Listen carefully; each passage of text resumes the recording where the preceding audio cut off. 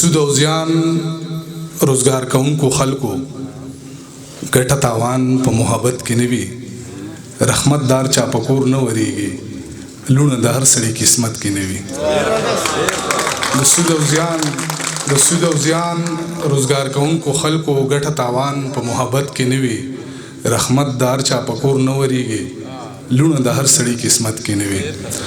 پراته وي مګر په سخت نه ځي ما سره څوک دغه اړخته نه ځي پراته ځي مګر په سخت نه ځي ما سره څوک دغه اړخته نه ځي پښتون لازم ده چې جنت ته وځي سړی خو دوه ځله دوزخ ته نه ځي پښتون لازم ده چې جنت ته وځي سړی خو دوه ځله دوزخ ته نه ځي او وخت دی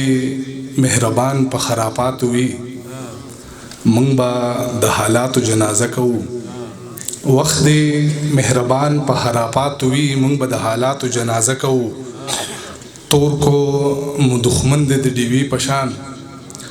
تور کو مو دښمن دی د تیارې په شان خپله فیصله به په ډیوه کوو او یاره زړه مې خولې پورې راغلی دی ځان چرته اوزګار کړی یوه شپه کوو او د بیلتون غم بل د هجر ناتمام غم زما غم او د یعقوب علیه السلام غم او د بیوسو په جیبونو خبرداره زما مور بګور توسی د احرام غم او بلا اهل مکینو خو مکان په خار کې نو زمونږ د برخې دوه ګوتې اسمان په خار کې نو زمونږه زندگی د ګړیستن پورې محدود وه زمونږ د ارمانونو ترجمان په خار کې نو او موده وشوه ستا تر ور نه یم ورغلی موده وشوه ستا تر ور نه یم ورغلی زه جنت ته په چکر نه یم ورغلی موده وشوه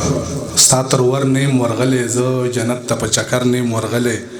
نه نه یاره ستا په سترګو کې به روک شم دومره لرې په سفر نه یم ورغلی نه نه یاره ستا په سترګو کې به روک شم دومره لرې په سفر نه یم ورغلی او د یو ښکلي نه مې کلکه غاړه تاو کړه زه په دومره ښه منظر نه وم ورغلی او یم مزدورکاره زما جیب کې صرف 100 روپۍ دي ډکه بازاره زما جیب کې صرف 100 روپۍ دي پروردګاره څوک سوالګرې راته مه ودروه پروردګاره زما جیب کې صرف 100 روپۍ دي پروردګاره څوک سوالګرې راته مه ودروه پروردګاره زما جیب کې صرف 100 روپۍ دي او دا زړه مې غواړي چې د سرو سره دې وتلمه خو خپله یاره زما جیب کې صرف 100 روپۍ دي دا زړه مې غواړي چې د سرو سره دې وتلمه خو خپله یاره زما جیب کې صرف 100 روپۍ دي او اخرنۍ ورځې د میاشتې او ستا ماتې چشمې اخرنۍ ورځې د میاشتې او ستا ماتې چشمې وبخه پلاره زما جیب کې صرف 100 روپۍ دي او د زمانې درد مې سینې له راځي په هره سړیکه مې مور خولې له راځي او د مور د عمر سرمایه یم زه ما سره سمه دروازې له راځي او ما نه په مور وکړو چا سوال خدایا ما ورله ورکړو ستا مثال خدایا د اندرون په کیفیت خبره مطلب څه زه سمې مجال خدایا ما ته راپېښه مسله ده د رنګ ای د یوسف ای د بلال خدایا او هر څه کولی شم خو ستا په بدنامۍ یریږم